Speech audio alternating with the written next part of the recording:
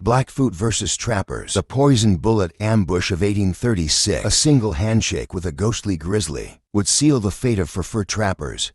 In the winter of 1836, welcome to Native Legends and History Stories. Subscribe now for more untold tales of survival and warfare on America's dangerous frontier. Blood trails across fresh snow. The massive grizzly's paw engulfs Isaac P. Rose's right hand, not his left. Never his left, its grip ceremonial. Deliberate, unlike any bear encounter in Rose's 15 years of trapping through the crystalline Montana night. The 8-foot beast's breath mingles with the Arctic wind. Then it speaks. Rose jolts awake beneath his buffalo robe, the dream's grip still heavy upon him. Around their small camp near Clark's Fork on the Yellowstone River, his fellow trappers Joe Meek, Jack Larson, and Mark had already packed their gear. Their movements precise, practiced over countless mornings in hostile territory. Each man maintains a loaded rifle within arm's reach as they work Meek's trademark. Double barrel rests against a pine trunk, both hammers cocked. Larison keeps his Kentucky long rifle slung across his back, the wooden stock marked with 23 notches, one for each successful shot against charging grizzlies. Frost-rimmed branches crack in the distance. Their 8 horses stamp restlessly, steam rising from their flanks, for of the animals grown under 800 pounds of fresh buffalo meat, bound for Jim Bridger's main camp 30 miles north. Their 30 men wait on the edge of starvation, their own hunting efforts thwarted by the deepening winter and increasingly bold Blackfoot patrols. The horses' loads represent more than just food. Each carefully butchered and packed quarter weighs nearly 200 pounds. Wrapped in the animal's own hide to prevent freezing, the meat must remain above 0 degrees to avoid spoiling. Yet below freezing to prevent attracting predators, the trappers have mastered this delicate balance through years of trial and deadly error. As Rose helps secure the loads with specialized diamond hitches, knots that tighten rather than loosen with the horse's movement, he recounts the bear's visit. His hands work automatically, crossing the ropes in practiced patterns, while his mind replays every detail. The creature they call Caleb had appeared, insisted on his right hand specifically. Joe Meek's leather-worn face darkens. Watch yourself, Rose. You'll shake hands with Beelzebub before nightfall. The name sends ice through Rose's veins. That has nothing to do with the bitter cold. These are men who track grizzlies through snowstorms, reading signs invisible to untrained eyes. A broken twig here, a tuft of fur there. The slight depression in snow that marks a bear's day. Old print they've survived buffalo stampedes that shake the earth like thunder. Learn to recognize the warning signs seconds before 2,000 herds erupt into motion. They've watched avalanches swallow whole hunting parties in heartbeats, leaving nothing but silence and smooth snow where 12 men once stood. Yet at the mention of Beelzebub, their name for the Blackfoot warriors, even veteran trappers check their rifle bands and count their powder loads. Each man carries 50 lead balls, carefully measured to match their rifle's bore. Their powder horns contain exactly 100 loads each, no more, no less. Too much powder means a dangerous misfire. Too little means a wounded animal or enemy that can still kill you. The Blackfoot's shadow looms larger than any grizzly over these northern territories. Their ancestors migrated from the deep forests near Maine, moving steadily westward, until they claimed the vast expanses of modern-day Montana and Alberta. For generations, they hunted on foot with devastating efficiency. 50 warriors could drive to 100 buffalo over carefully chosen cliffs, the thundering mass of flesh and bone answering to precisely placed hunters who seemed to materialize from the very rocks themselves. Their hunting techniques reflect generations of accumulated knowledge. Scouts study weather patterns, wind direction, and herd movement for days before a hunt. Young warriors learn to mimic wolf calls with uncanny accuracy, using the sounds to guide buffalo toward natural traps. The tribe's most skilled members can read the land like a map, identifying every ravine, rise, and rock formation that might conceal an ambush point or provide an escape route.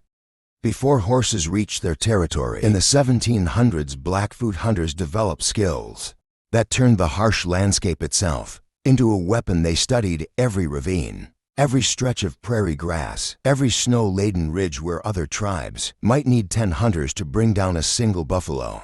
The Blackfoot's foot-bound tactics could harvest dozens in a single, coordinated strike. Their hunting grounds became an intricate network of natural traps and killing zones, each feature of the landscape transformed into a tactical advantage.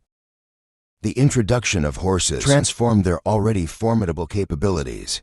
While southern tribes like the Comanche had been mounted for generations, the Blackfoot's northern isolation delayed their acquisition of horses. But once they adapted, they revolutionized their hunting and warfare techniques. A single Blackfoot warrior astride a war pony could now accomplish what once required an entire hunting party.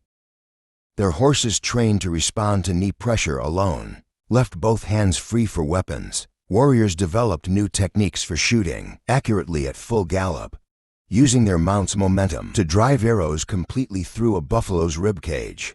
Their raiding parties could strike like prairie lightning, appearing from nowhere, vanishing into the vastness before victims could mount a response.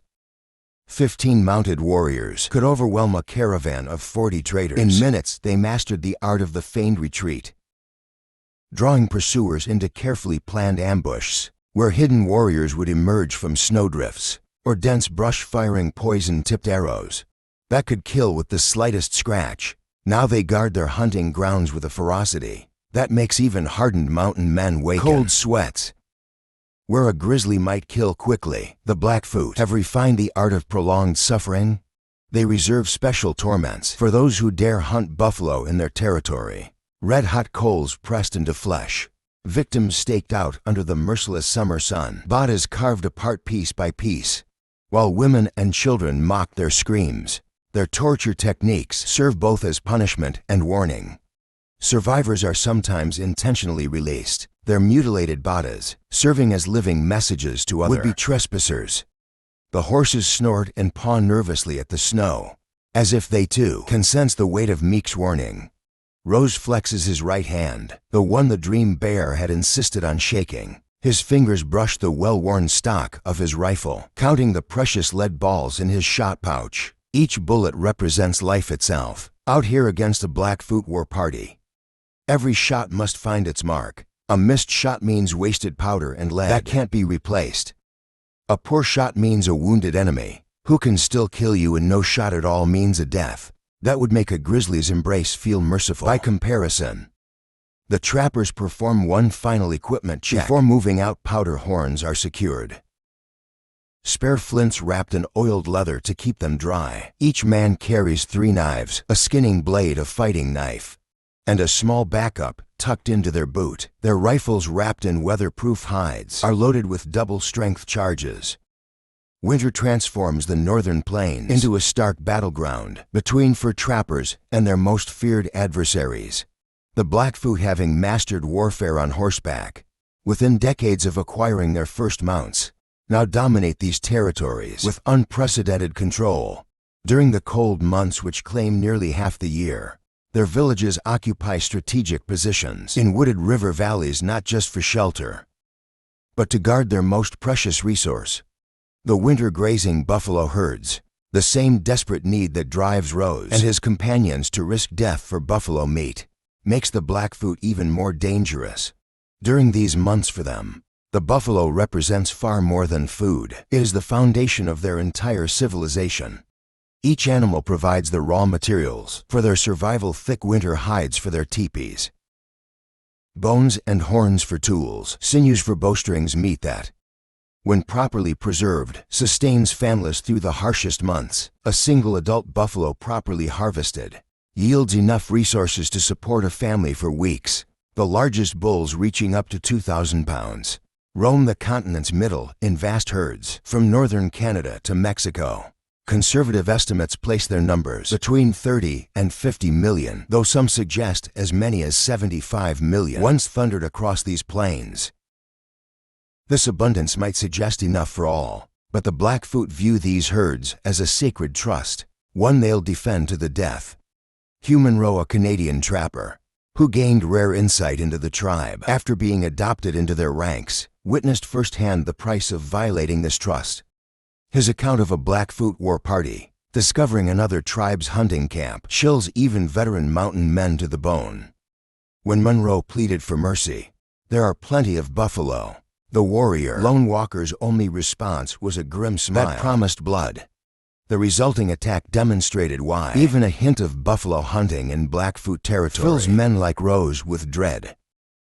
7 warriors from the trespassing tribe met death so gruesome that Monroe, hardened by years on the frontier, struggled to describe them.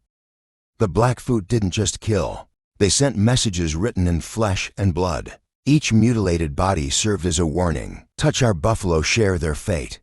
The celebration that followed wasn't mere bloodlust. It was a ceremony reinforcing their sacred duty to protect the herds. Every scalp taken, every trophy claimed represented not just victory, but a message to all who would threaten their way of life. The Blackfoot have refined torture into an art form that makes even seasoned trappers wake, screaming from nightmares. Victims staked out in summer heat until their minds break, flesh carved away piece by piece, while children mocked their cries. Hot coals pressed into wounds to cauterize and prolong suffering. These accounts weigh heavy on Rose and his companions as they press deeper into contested hunting grounds. Their own company, 30 strong men under Jim Bridger's leadership, waits 30 miles north on the edge of starvation. The meat they carry could mean survival through winter's grip, or it could bring a death that makes starvation seem merciful. 8 stone-headed arrows arranged in a sunrise pattern, discovered embedded in a trailside tree, serve as the first warning. The Blackfoot mark their territories with such signs, each pattern carrying specific threats. The sunrise pattern means death before the next dawn for any who continue forward.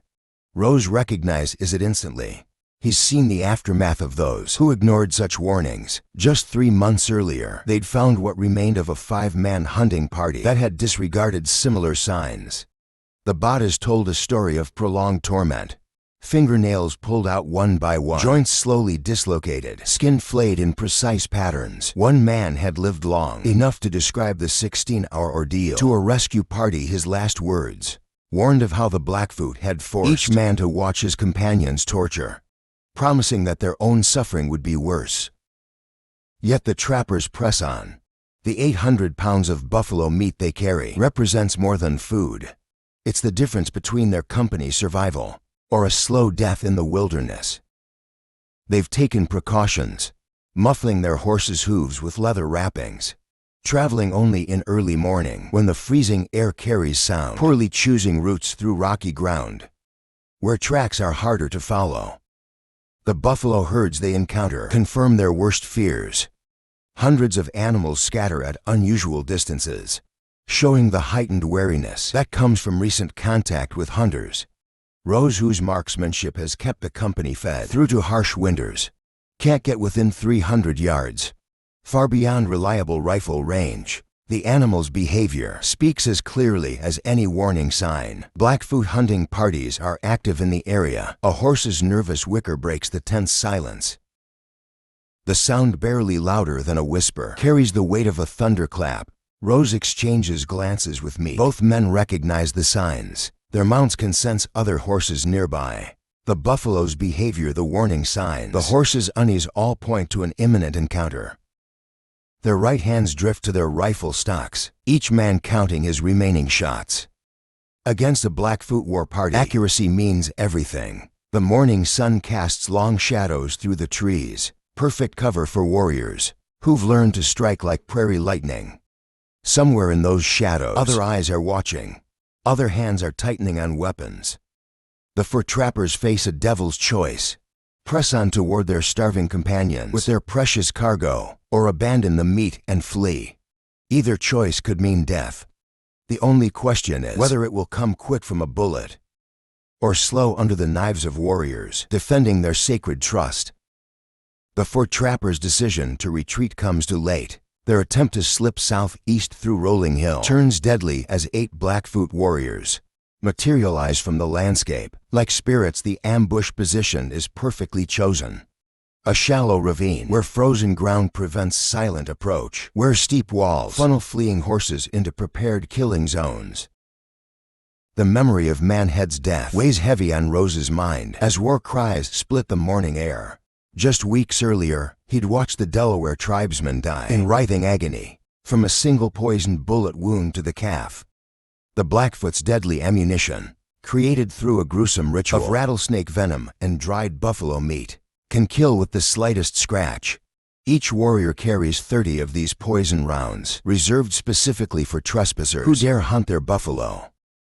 The lead warrior closes to 10 feet, close enough for Rose to see the intricate war paint patterns, indicating his rank as a proven buffalo defender. 3 red stripes across his chest mark successful defenses of hunting grounds. 12 teeth braided into his hair speak of previous victories over fur trappers. His rifle, a captured U.S. Army model, holds deadly accuracy at this range. The first volley erupts like thunder. 5 musket balls tear through the air around Rose in a deadly constellation. The first punches through his cap, missing his skull by inches. The second rips a burning path across his chest, severing his shot pouch strap. 40 precious lead balls scatter across the frozen ground, leaving him with only the 5 rounds already loaded. The third shot threads through his buckskin glove, grazing skin but somehow missing bone. The fourth bullet finds its mark. It strikes just above Rose's right elbow, the lead ball smashing through muscle and bone before exiting through his forearm. The impact spins him halfway around in his saddle. Blood immediately soaks his sleeve, turning the buckskin dark crimson. His right arm hangs useless, every movement sending shards of agony through his body. The Blackfoot warrior who fired the shot recognizes his advantage. He spurs his war pony forward, reaching for Rose's bridle with his left hand, while his right moves to seek the wounded trapper. The warrior's horse, trained for close combat, moves in perfect coordination with its rider. Its shoulder slams against Rose's mount, adding to the chaos despite his shattered arm. Rose maintains his grip on the reins through sheer desperation. His riding whip becomes an improvised weapon, the braided leather, striking the warrior's face repeatedly. Each impact requires Rose to fight through waves of pain as the movement jars his wounded arm. Blood from his chest wound makes the reins slippery, forcing him to grip tighter with failing strength. His horse, panicked by the smell of blood and powder smoke, lurches violently away from the attacking warrior. The sudden movement saves Rose's life, but costs him his rifle, the weapon, a custom-made Kentucky long rifle that served him through 15 years of trapping, slides from his lap and crashes to the frozen ground. The sound of it clattering away might as well be a death knell. Without it, he's defenseless, except for his hunting knife and tomahawk. Behind him, the battle rages. Jack Larson's horse screams as an arrow finds its mark, the shaft buried deep in its flank. Joe Meek fires twice in rapid succession, his double barrel roaring defiance. A Blackfoot warrior falls, but 2 more take his place. Markhead's horse stumbles in the deep snow, nearly throwing its rider as poisoned bullets snap past like angry wasps. Rose's world narrows to staying mounted as his horse bolts. Each hoofbeat sends jolts of agony through his shattered arm. The reins, slick with his own blood, threaten to slip from his weakening grip. Behind him, he hears the distinctive crack of his own rifle, now in Blackfoot hands and turned against him. The bullet winds past his head, close enough that he feels its passage stir his hair. The horse's mad dash carries them toward the other trappers, but their situation is deteriorating rapidly. Larson, seeing no alternative, cuts loose the precious buffalo meat, sending hundreds of pounds of their hard-won cargo tumbling across the snow. The sight of their sacrificed bounty, meat that could have meant survival for their starving companions, adds bitter fury to their desperate flight. "Are you killed, old boy?" Larson's shout carries over the chaos of combat. Not killed, but badly wounded, Rose manages through gritted teeth. "Hurry it forward, boys, and save yourselves if you can." Blood loss begins to take its toll. Rose's vision blurs at the edges as his horse thunders through the killing ground. His right arm, completely useless now, swings like a broken branch with each stride. The constant movement prevents the wound from clotting, leaving a crimson trail across the pristine snow. The pain comes in waves that threaten to sweep away his consciousness. In a stroke of desperate fortune, the Blackfoot halt their pursuit to claim the abandoned buffalo meat. The spiritual and practical value of reclaiming their sacred resource outweighs the satisfaction of completing their ambush. Their war cries fade behind the fleeing trappers, replaced by the drumming of their own horses' hooves as they race toward the distant safety of their main camp. But Rose knows his fight isn't over. The bullet that shattered his arm wasn't just lead. The burning sensation spreading from the wound confirms his worst fears. Like Manhead before him, he's been struck by a poison bullet. The Blackfoot's deadly mixture of rattlesnake venom and dried buffalo meat now courses through his veins. The 30-mile ride to camp becomes a race, not just against pursuit, but against an agonizing death that no frontier medicine can prevent. The 30-mile ride becomes a battle between life and death. Rose slumps forward over his horse's neck, each hoof beat sending waves of agony through his shattered arm. Blood loss and poison work their way through his system. His thoughts scatter like autumn leaves. The other trappers take turns supporting him in the saddle as his strength fails. By the time they reach the main camp, Rose barely clings to consciousness. 6 men lift him from his blood-soaked saddle, carrying him to the medical tent, where Jim Bridger himself and a Delaware medicine man wait.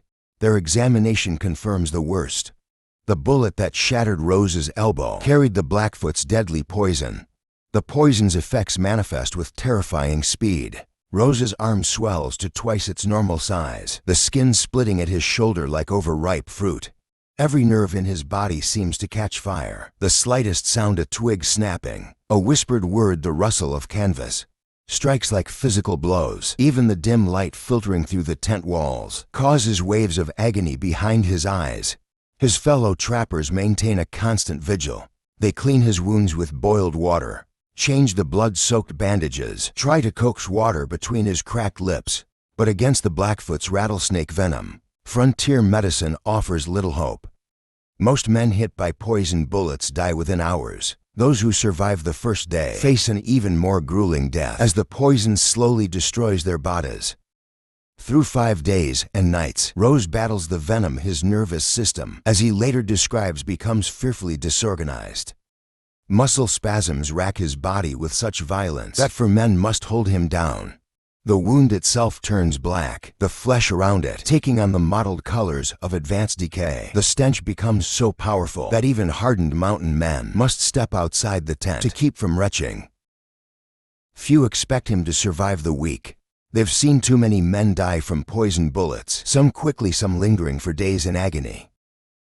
The Delaware medicine man shakes his head gravely, having never seen anyone survive a poison bullet. Wound of the severity, even Bridger, known for his iron optimism, begins planning how to transport Rose's body back to civilization. But on the 7th day something changes.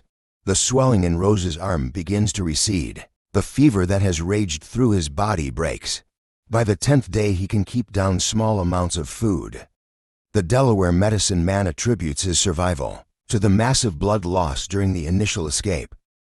The bleeding may have cleaned enough poison from his system to give him a fighting chance. Just as Rose regains the strength to sit upright, a new threat emerges. Maslino, a Mexican scout, stumbles into camp with an arrow wound in his ankle. The scout had escaped a Blackfoot war party by leaping off a cliff, a desperate gamble that saved his life.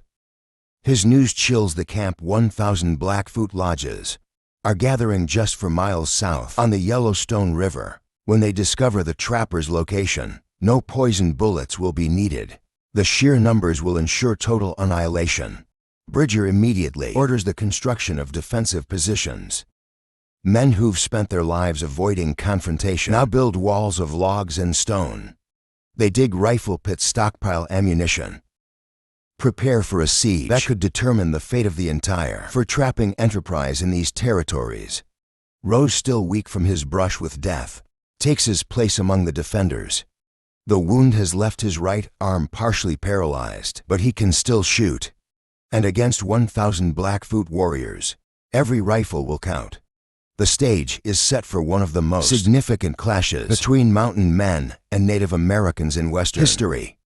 But that battle, with its acts of courage, brutality, and ultimate consequences for both sides, remains a story for another day. This has been Native Legends and History, stories where true tales of survival and conflict on America's frontier come alive. Subscribe now for more authentic stories that shaped the American West.